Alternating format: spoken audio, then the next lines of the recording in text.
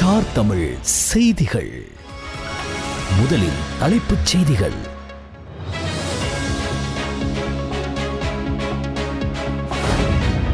சபாநாயகர் அசோக் சப்மல் ரன்வளவுக்கு எதிராக நம்பிக்கையில்லா தீர்மானம் கொண்டு வருவதற்கு ஐக்கிய மக்கள் சக்தி நடவடிக்கை.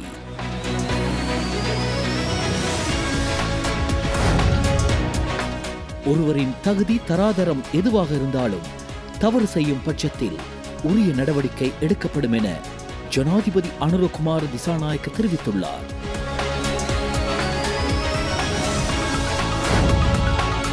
நாட்டின் நிதி கட்டமைப்பை பயன்படுத்தி செயல்திறன் மிக்கதாக மாற்ற தேவையான நடவடிக்கைகளை எடுக்குமாறு ஜனாதிபதி அறிவுறுத்தல்.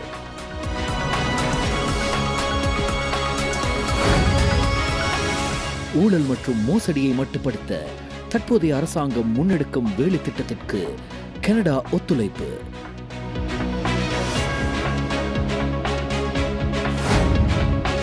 ஒரு நாள் காய்ச்சலாக இருந்தாலும் உடனடியாக அருகிலுள்ள அரசு வைத்தியசாலையை நாடும்படி அறிவுறுத்தப்பட்டுள்ளது.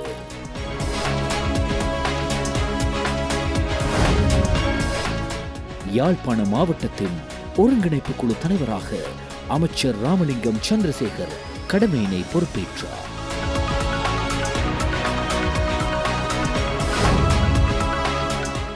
ரஷ்ய அரசாங்கத்தினால் இலங்கை விவசாயிகளுக்கு வழங்கப்பட்ட உரம் கிளிநொச்சி விவசாயிகளுக்கும் வழங்கப்படுகிறது.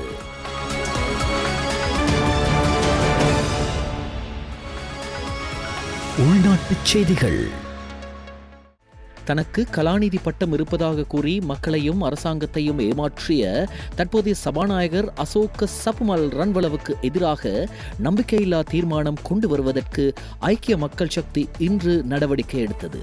தற்போதைய சபாநாயகர் கடந்த தேர்தலில் போட்டியிடுவதற்கு முன்பும் 2024 பாராளுமன்ற தேர்தலில் போட்டியிடும் சந்தர்ப்பத்திலும் பாராளுமன்றத்திற்கு தெரிவு செய்யப்பட்டு கௌரவ சபாநாயகர் பதவிக்கு தெரிவு செய்யப்பட்ட சந்தர்ப்பத்திலும் சபாநாயகர் பதவியேற்ற பின்னரும் அவருக்கு இல்லாத மொரட்டுவ பல்கலைக்கழக ரசாயன பொறியியல் BSc பட்டம், ஜப்பானில் உள்ள வசேடா பல்கலைக்கழகத்தில் முனைவர் பட்டமும் பெற்றிருப்பதாக குறிப்பிட்டு அவரது பெயருடன் கலாநிதி என்ற பிரயோகம் பயன்படுத்தப்பட்டதாலும் இது தொடர்பில் மக்களிடமிருந்து ஆட்சேபனை எழுந்த சந்தர்ப்பத்திலும் இது தொடர்பாக தகவல் கேட்ட போது மௌனம் காத்து உண்மையை மறைத்துள்ள காரணங்களினால் இந்த நம்பிக்கையில்லா பிரேரணை கொண்டு வரப்பட்டுள்ளது.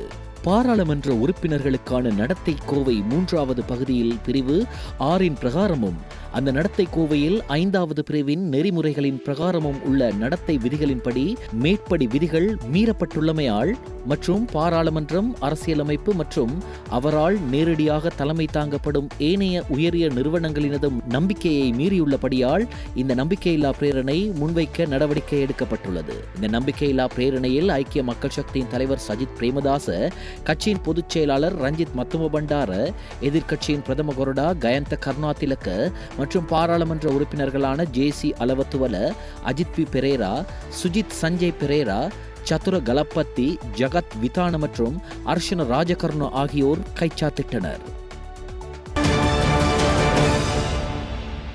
இதனிடையே சபாநாயகர் பதவியிலிருந்து விலகியுள்ளதாக அசோக ரன்வெல்ல அறிவித்துள்ளார். தமது கல்வித் தகமைகளை உறுதிப்படுத்தும் வரையில் சபாநாயகர் பதவியிலிருந்து தற்காலிகமாக விலகுவதாக அவர் விடுத்துள்ள அறிக்கையில் தெரிவிக்கப்பட்டுள்ளது. மக்கள் மீது வைத்துள்ள நம்பிக்கை எந்த வகையிலும் பழுதடைவதற்கு இடமளியோ. எமது அரசாங்கத்தின் எந்த பொறுப்பை வகிப்பவர் தவறு செய்திருந்தாலும் நாம் நடவடிக்கை எடுப்போம். அரச ஊடக பிரதானிகளுடன் இன்று காலை நடைபெற்ற சந்திப்பின் போது ஜனாதிபதி அனுரகுமார் திசாநாயக்க இதனை தெரிவித்தார். 7 தசாப்தங்களுக்கும் அதிகமாக இந்நாட்டு மக்கள் அரசாங்கங்களை தெரிவு செய்தனர். பல அரசாங்கங்களை கவிழ்த்துள்ளனர். வரலாற்றில் முதல் முறையாக இம்முறை நாட்டு மக்கள் 2 சந்தர்ப்பங்களில் தேசிய மக்கள் சக்திக்கு வழங்கிய வரலாற்று மக்கள் ஆணையை அர்த்தம் மற்றும் நோக்கம் என்னவென்பது தொடர்பிலான ஆழமான சிந்தனை எமக்கு உள்ளது. தரமான மற்றும் நிலையான நாட்டை கட்டியெழுப்புவோம் என்ற நம்பிக்கையில் நாட்டு மக்கள் தேசிய மக்கள் சக்தி அரசாங்கத்தை தேர்ந்தெடுத்தனர். அந்த சிறப்பான நம்பிக்கையை கடுகளவிலும் சிதைத்து போவதற்கு எமது அரசாங்கம் ஒருபோதும் இடமளிக்காது. மிகச் சுருக்கமாக சொல்வதாயின், நாட்டுக்கு தவறு செய்கின்ற எவரையும் எந்த காரணத்துக்காகவும் பாதுகாப்பதற்கு அரசாங்கம் தயாரில்லை. நாட்டுக்குள் மட்டுமின்றி எமது அரசாங்கத்தினுள் எந்த தரத்தில் இருப்பவராயினும் தவறு செய்த செய்தால் அதற்கு எதிராக நடவடிக்கை எடுப்பதற்கு நாம் தயங்கப் போவதில்லை. அதற்குரிய நடவடிக்கை எடுக்க வேண்டிய சரியான சந்தர்ப்பத்தில் அதனை மேற்கொள்வதற்கும் நாம் இருமுறை சிந்திக்கப் போவதில்லை. 7 தசாப்தங்களாக ஏமாற்றங்களுக்கு உள்ளான மக்கள் மீது வைத்துள்ள நம்பிக்கையை பாதுகாக்கவும் இந்த நாட்டை மிகச்சிறந்த நாடாக மாற்றுவதற்கும் தான் நிபந்தனைகளின்றி அர்ப்பணிப்பதாகவும் ஜனாதிபதி அனுரகுமார திசாநாயக்க தெரிவித்தார். சுகாதார மற்றும் ஊடக அமைச்சர் வைத்தியர் நலிந்த ஜெயதிச, அரச தகவல் திணைக்களத்தின் பணிப்பாளர் நாயகம் ஹர்ஷ பண்டார உள்ளிட்ட அரசாங்கத்தின் ஊடக பிரதானிகள் இதன்போது கலந்து கொண்டனர். நாட்டை நிதி கட்டமைப்பை பலப்படுத்தி செயல்திறன் மிக்கதாக மாற்ற தேவையான நடவடிக்கைகளை எடுக்குமாறு நிதி அமைச்சு அதிகாரிகளுக்கு ஜனாதிபதி அறிவுறுத்தல் விடுத்தார். நிதி அமைச்சு அதிகாரிகளுடன் ஜனாதிபதி அலுவலகத்தில் நேற்று நடைபெற்ற சந்திப்பிலேயே ஜனாதிபதி அனுரகுமார திசாநாயக்க இவ்வாறு அறிவுறுத்தினார். நாட்டின் நிதி நிலைமையை ஸ்திரப்படுத்த சுயாதீன நிறுவனம் என்ற வகையில் மத்திய வங்கியினால் மேற்கொள்ளக்கூடிய அனைத்து நடவடிக்கைகளையும் முன்னெடுக்குமாறும் அதற்காக ஒத்துழைப்பு மற்றும் வசதிகளை அரசாங்கம் வழங்கும் என்றும் ஜனாதிபதி தெரிவித்தார். இலங்கையின் நிதி செயற்பாடுகளை செயற்திறன் மிக்கதாவதற்கு நல்லதொரு பொறிமுறையை உருவாக்க நடவடிக்கை எடுக்குமாறும் ஜனாதிபதி அதிகாரிகளுக்கு அறிவுறுத்தினார். பொருளாதாரம் மற்றும் நிதி கட்டமைப்புகளின் முழுமையான முன்னேற்றங்களை நெருக்கமாக ஆராய்ந்த பின்னர் மத்திய வங்கியினால் நிதி ஸ்திரமாக்கல் மற்றும் நிதி கட்டமைப்பின் ஈடுகொடுக்கும் தன்மையை உறுதிப்படுத்திக் கொள்வதற்கான கொள்கைகள் தொடர்பில் இதன்போது கவனம் செலுத்தப்பட்டது. அதன்படி நிதி கட்டமைப்பில் தற்போதுள்ள பேரண்ட முன்மதியுடைய கொள்கைகளை அமுல்படுத்துவது குறித்து கலந்துரையாடப்பட்டது.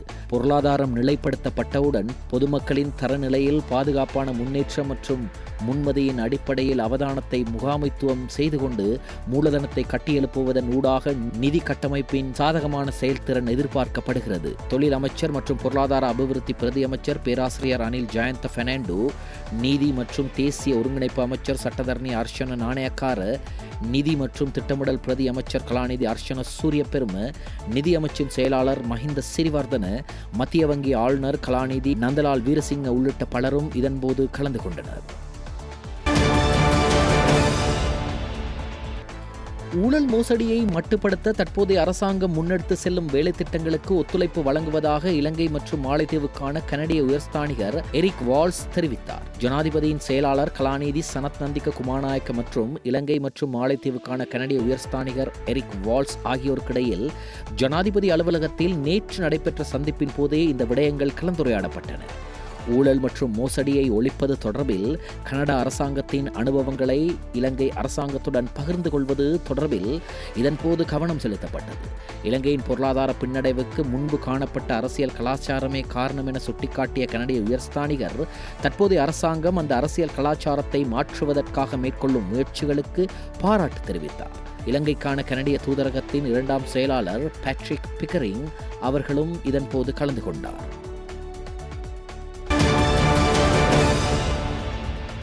யாழ்ப்பாண மாவட்டத்தில் தற்போது பரவி வரும் ஒருவிதமான காய்ச்சல் காரணமாக இதுவரை 44 பேர் வைத்தியசாலையில் அனுமதிக்கப்பட்டுள்ளனர். தற்போது இக்காய்ச்சல் காரணமாக பருத்தித்துறை ஆதார வைத்தியசாலையிலும் யாழ் போதனா வைத்தியசாலையிலும் 32 பேர் சிகிச்சை பெற்று வருவதாக யாழ் பிராந்திய சுகாதார சேவைகள் பணிப்பாளர் வைத்திய கலாநிதி கேதீஸ்வரன் தெரிவித்தார். இந்நிலையில் யாழ் மாவட்டத்தில் அண்மை காலமாக எலிக்காய்ச்சலால் அதிகளவான நோயாளர்கள் வைத்தியசாலைகளில் அனுமதிக்கப்பட்டு வரும் நிலையில் உயிரிழப்புகளும் அதிகரித்துள்ளன. இந்நிலையில் கொழும்பு தொற்று நோயியல் பிரிவைச் சேர்ந்த வைத்தியர் பிரபா அபேகான் உள்ளிட்ட குழுவினர் நேற்று யாழ்ப்பாணத்திற்கு விஜயம் செய்து ஆய்வு நடவடிக்கைகளை மேற்கொண்டனர். யாழ்ப்பாண மாவட்டத்தில் தற்போது பரவி வரும் ஒரு விதமான காய்ச்சல் காரணமாக இதுவரை 44 பேர் வைத்தியசாலைகளில் அனுமதிக்கப்பட்டு சிகிச்சை பெற்றுள்ளனர். தற்போது 32 பேர் பருத்தித்துறை ஆதார வைத்தியசாலையிலும் யாழ்ப்பாணம் போதனா வைத்தியசாலையிலும் சிகிச்சை பெற்று வருகின்றனர். பருத்தித்துறை, கரவட்டி, சாவகச்சேரி சுகாதார வைத்திய பிரிவுகளைச் சேர்ந்தவர்கள். இந்த காய்ச்சல் காரணமாக இதுவரை 7 பேர் இறந்திருக்கின்றார்கள். இவர்களிலே 6 இறப்புகள் யாழ்ப்பாண மாவட்டத்திலிருந்தும் 1 இறப்பு முல்லைத்தீவு மாவட்டத்திலிருந்தும் பதிவு செய்யப்பட்டுள்ளது. எங்களுக்கு 2 பேருடைய முடிவுகள் கிடைக்கப்பெற்றுள்ளது. அதன் மூலம் இந்த இருவருக்கும் லெப்டாஸ்பைரோசிஸ் என்று சொல்லப்படுகின்ற எலிக்காய்ச்சல் இருப்பதாக உறுதிப்படுத்தப்பட்டுள்ளது. இந்த எலிக்காய்ச்சல் மேற்படி காய்ச்சலை எலிக்காய்ச்சலாக கருதி எங்களுடைய சிகிச்சைகளும் தடுப்பு நடவடிக்கைகளும் முன்னெடுக்கப்பட்டு வருகின்றன. நாங்கள் ஒரு நாள் காய்ச்சலாக இருந்தாலும் பொதுமக்களை உடனடியாக அருகிலுள்ள அரசாங்க வைத்தியசாலைகளுக்கு செல்லுமாறு கேட்டுக்கொள்கின்றோம். இது சம்பந்தமாக எங்களுடைய சுகாதார வைத்திய அதிகாரிகள் ஒலிபெருக்கி மூலம் பொதுமக்களுக்கு அறிவுறுத்தி வருகின்றார்கள். இந்த எலிக்காய்ச்சல் ஏற்படக்கூடிய ஆபத்து இலக்கினர்களாக விவசாயிகள், மீன்பிடி தொழிலாளர்கள், துப்புரவு பணியாளர்கள் இருக்கின்றார்கள். அவர்களுக்கு இந்த எலிக்காய்ச்சலுக்கான தடுப்பு மருந்து வழங்குவதற்குரிய ஏற்பாடு நாங்கள் செய்திருக்கின்றோம். இந்த நோய் பரம்பலை ஆய்வு செய்து எங்களுக்கு ஆலோசனை வழங்குவதற்காக மத்திய சுகாதார அமைச்சின் தொற்று நோய் தடுப்பு பிரிவிலிருந்து வைத்திய நிபுணர்கள் குழு ஒன்று யாழ்ப்பாணம் மாவட்டத்துக்கு வருகை தந்திருக்கின்றது. இந்த நோயை பரம்பலை எவ்வாறு கட்டுப்படுத்துவது என்பது சம்பந்தமான ஆலோசனைகளை எங்களுக்கு வழங்க இருக்கின்றார்கள். இந்த நோய்க்கு சிகிச்சை வழங்குவதற்கு அல்லது தடுப்பு மருந்து வழங்குவதற்குரிய மருந்து தொகுதி ஒன்று இன்றைக்கு எங்களுக்கு மத்திய சுகாதார அமைச்சின் மருந்து வழங்கல் பிரிவினாலே யாழ்ப்பாணம் மாவட்டத்திற்கு வழங்கப்பட்டிருக்கின்றது. முதலாவது ஆண்கள் மத்தியிலே, பெண்களை விட ஆண்கள் மத்தியிலே தான் கூடுதலாக நோயாளர்கள் இனம் காணப்படுகின்றார்கள் ஒன்று. இரண்டாவது, பெரும்பாலும் இளம் வயதினர் தான் பெரும்பாலும் கூடுதலாக பாதிக்கப்படுகின்றனர். 7 இறப்புகளிலே 2 பேர் மட்டும்தான் 60 வயதுக்கு மேற்பட்டவர்கள், என 5 பேரும் கிட்டத்தட்ட 20 தொடங்கி 50 வயதுக்கு உட்பட்டவர்கள். எலிக்காய்ச்சல் என்பது லெப்டோஸ்பைரோசிஸ் என்பது ஒரு வகையான பாக்டீரியா, லெப்டோன்னு சொல்கிற பாக்டீரியாவிலிருந்து, அந்த பாக்டீரியா பொதுவாக எலி, ஆடு, மாடு, பன்றி போன்ற மிருகங்களின் சிறுநீரோடு தான் வெளியேற்றப்படும். பொதுவாக அந்த வயல் நிலங்கள், சதுப்பு நிலங்களில் தான் இந்த இந்த மிருகங்களின் இந்த சிறுநீர், குறிப்பாக எச்சங்களோடு வெளியேற்றப்பட்டு அந்த வயலில், சதுப்பு நிலங்களில் அல்ல வெள்ள நீரில் மக்கள் அது தொடுகை ஏற்படும் போது, குறிப்பாக அவர்களுடைய காலில் ஏதாவது புண், காயங்கள் இருந்தால் அதன் மூலம்தான் அது உடம்பில் அந்த கிருமி தொற்றிக்கொள்ளும். அதன் மூலமாகத்தான் அது ஏற்படுறது. பொதுவாக நேரடியாக ஒரு மனிதனிலிருந்து இன்னொரு மனிதனுக்கு அது தொற்றுக்கொள்ளாது. யாழ்ப்பாணம் மாவட்டத்தின் ஒருங்கிணைப்பு குழு தலைவராக ஜனாதிபதியால் நியமிக்கப்பட்ட கடற்றொழில், நீரியல் மற்றும் கடல் வளங்கள் அமைச்சர் ராமலிங்கம் சந்திரசேகர் யாழ்ப்பாணம் மாவட்ட செயலகத்தில் இன்று காலை மாவட்ட ஒருங்கிணைப்பு குழு தலைவராக உத்தியோகபூர்வமாக தமது கடமையினை பொறுப்பேற்றார்.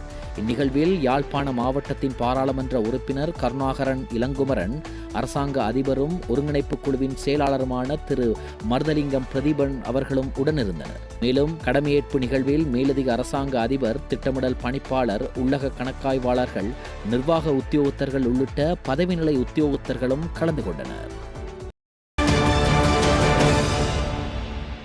கிளிநொச்சி மாவட்டத்தில் 10ஆம் தேதி முதல் தொடர்ச்சியான மழையுடன் கூடிய கால்நிலை நிலவி வருகிறது. ஏற்கனவே வான் பாய்ந்த சிறிய குளங்கள் மீண்டும் வான் பாய ஆரம்பித்துள்ளன. இரணைமடு குளத்தின் 14 வான் கதவுகளில் 2 வான் கதவுகள் 6 இன்ச்சு அளவில் நேற்று முன்தினம் திறந்துவிடப்பட்டுள்ளது. எனவே தாழ்நிலப்பகுதி மக்களை தொடர்ந்தும் அவதானத்துடன் செயற்படுமாறு நீர்ப்பாசன திணைக்களம் கேட்டுள்ளது. நீர்கொழும்பு வர்த்தகர் ஒருவர் பிரமிட் வடிவில் வெட்டப்படாத அரிய வகை நீல நிற மாணிக்கக்கல் ஒன்றை கண்டுபிடித்துள்ளார். எனினும் இதன் பெறுமதி இன்னும் உறுதிப்படுத்தப்படவில்லை என தெரிவிக்கப்படுகின்றது. 17.42 கரட் நிறை கொண்ட குறித்த மாணிக்கக்கல் பதுளை பசர பகுதியில் உள்ள சுரங்கத்தில் கண்டெடுக்கப்பட்டுள்ளது. மேலும் இந்த மாணிக்கக்கல் தேசிய ரத்தினக்கல் ஆபரண அதிகார சபையினால் உறுதிப்படுத்தப்பட்ட சான்றிதழை கொண்டுள்ளது. உலக சந்தையுடன் இணைவதற்கும் அந்நிய செலாவணியை பெறுவதற்கும் இலங்கைக்கு இந்த மாணிக்கக்கல் ஒரு சிறந்த வாய்ப்பாகும். இதன் உரிமையாளர் சுமார் 20 வருடங்களாக மாணிக்கக்கல் வியாபாரத்தில் ஈடுபட்டு வரும் வர்த்தகர் எனவும் தெரிவிக்கப்படுகிறது.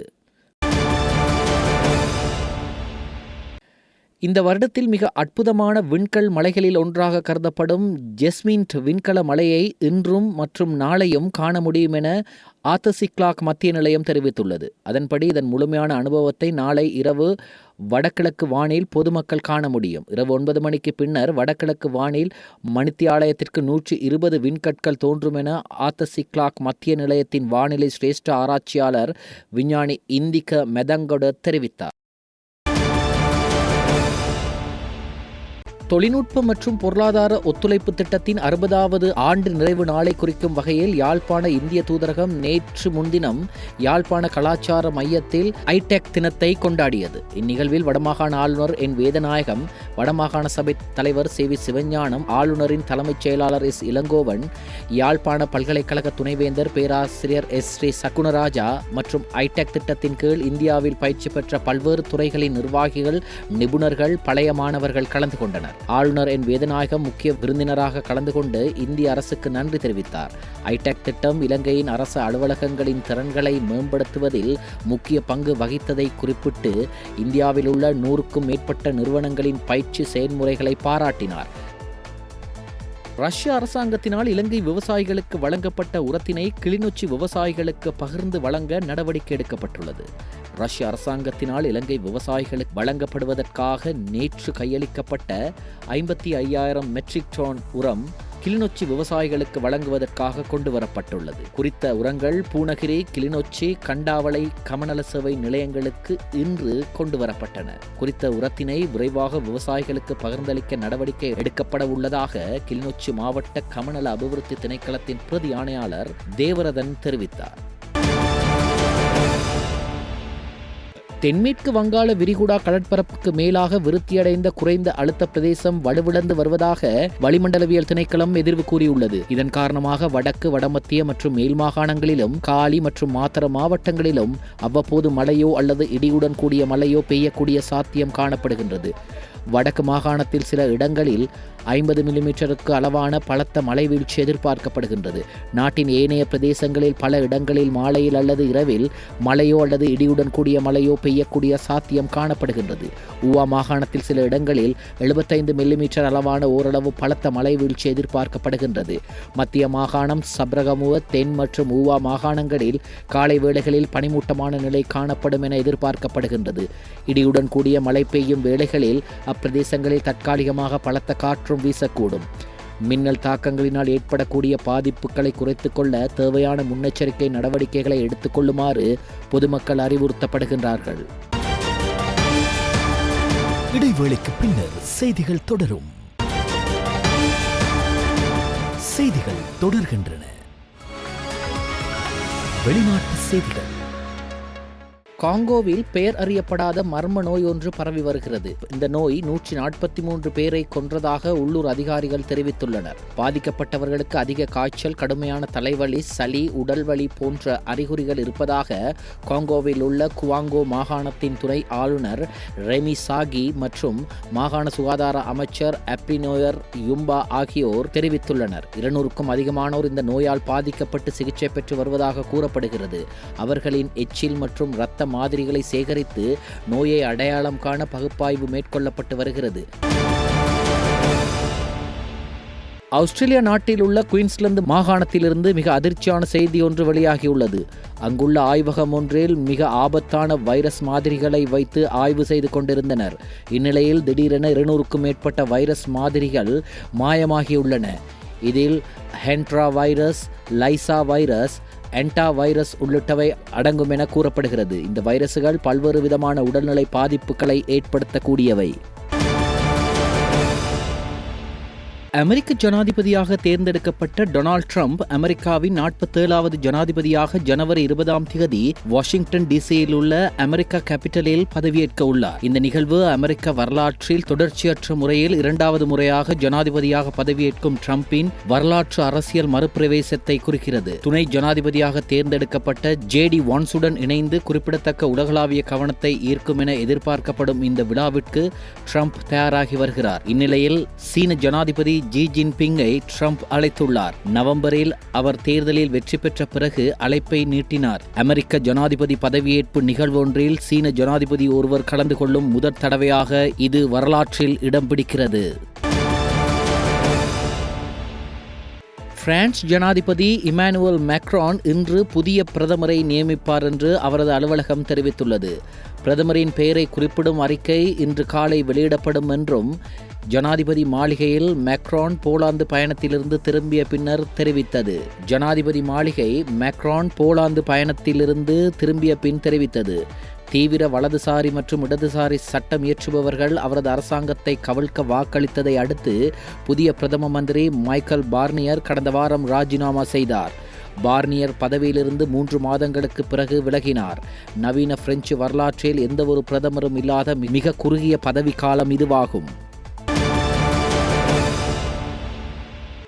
அமெரிக்க ஆங்கில வார இதழான டைம் ஒவ்வொரு ஆண்டும் உலகளாவிய நிகழ்வுகளிலும் செய்திகளிலும் அதிக செல்வாக்கு பெறும் நபரை தேர்வு செய்து டிசம்பர் மாத இறுதியில் வெளியிட்டு வருகிறது. இதற்காக சர்வதேச அளவில் வாக்கெடுப்பு நடத்தி மிகச்சிறந்த மனிதரை அந்த இதழ் தேர்ந்தெடுக்கும். இப்படி தேர்வு செய்யப்படுபவரின் புகைப்படம் டைம் இதழில் வெளிவரும். இந்நிலையில் 2024 ஆண்டிற்கான சிறந்த மனிதர் பற்றிய வாக்கெடுப்பில் அமெரிக்க ஜனாதிபதியாக தேர்வு பெற்ற டொனால்ட் ட்ரம்ப் அதிக வாக்குகளை பெற்று முதலிடம் பெற்றுள்ளார். ஏற்கனவே கடந்த 2016 ஆண்டு டைம் இதழின் சிறந்த மனிதர் பட்டியலில் ட்ரம்ப் இடம்பெற்றார் என்பது குறிப்பிடத்தக்கது. அமெரிக்கா தலைமையிலான அட்லாண்டிக் கடல் கடந்த கூட்டணியை நேட்டோ தலைவர் மார்க் ரூட்டே எச்சரித்தார். வரும் ஆண்டுகளில் ரஷ்யாவிடமிருந்து எதிர்கொள்ளும் அச்சுறுத்தல்களுக்கு அது தயாராக இல்லை என்றால் அதிக பாதுகாப்பு செலவீனங்களுடன் போர்க்கால மனநிலைக்கு மாற வேண்டும் என்று அழைப்பு விடுத்தார். உக்ரைனுடனும் எங்களுடனும் நீண்டகால மோதலுக்கு ரஷ்யா தயாராகி வருகின்றது என்று பிரசலில் ஒரு உரையில் ரூட்டே கூறினார். நேட்டோ பொதுச் செயலாளர் மேலும் கூறுகையில் 4-5 ஆண்டுகளில் வரப்போகும் நிலைக்கு நாங்கள் தயாராக இல்லை என்று நேட்டோ பொதுச் செயலாளர் கூறினார். இடைவேளைக்கு பின்னர் செய்திகள் தொடரும். செய்திகள் தொடர்கின்றன. விளையாட்டு செய்திகள். உலக செஸ் சாம்பியன்ஷிப் தொடரில் தமிழக வீரர் குகேஷ் நடப்பு சாம்பியன் டிங்க் லிரனை வீழ்த்தி சாம்பியன் பட்டம் வென்றுள்ளார். உலக செஸ் சாம்பியன்ஷிப் போட்டியில் தமிழக வீரர் குகேஷ் மற்றும் நடப்பு சாம்பியன் டின் லிரனுக்கு இடையில் கடுமையான போட்டி நிலவி வந்தது. 13வது சுற்று வரை இருவரும் சம புள்ளிகளுடன் இருந்ததால் டிராவில் முடிவடையும் என எதிர்பார்க்கப்பட்டது. ஆனால் இறுதியாக நடந்த 14வது சுற்றில் அற்புதமாக விளையாடிய குகேஷ் 58வது நகர்த்தலில் நடப்பு சாம்பியன் டிங்க் லிரனை வீழ்த்தினார். 22 வயதான குகேஷ் தமிழ்நாட்டைச் சேர்ந்தவர் என்பது குறிப்பிடத்தக்கது. ஆட்ட நிர்ணய குற்றச்சாட்டில் கைது செய்யப்பட்ட லங்கா T10 சூப்பர் லீக் தொடரின் காலி மார்வலஸ் அணியின் உரிமையாளர் இந்திய பிரஜை எதிர்வரும் 16ஆம் தேதி வரை விளக்கமறியலில் வைக்கப்பட்டுள்ளார். சந்தேக நபர் இன்று கொழும்பு நீதவான் முன்னிலையில் ஆஜர்படுத்தப்பட்ட நிலையில் இந்த உத்தரவு பிறப்பிக்கப்பட்டுள்ளது.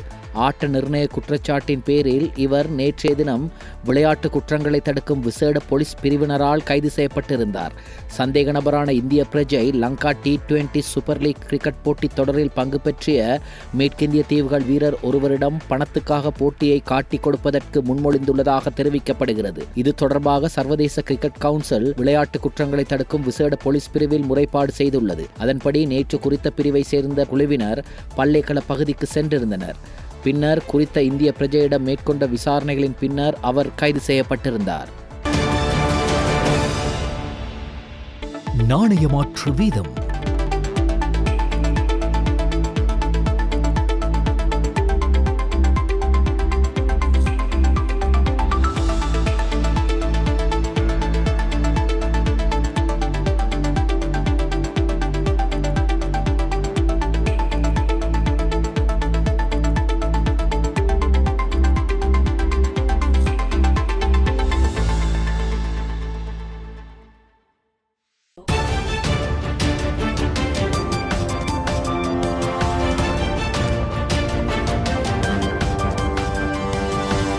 ஸ்டார் தமிழ் செய்திகள் இத்துடன் நிறைவடைகின்றன.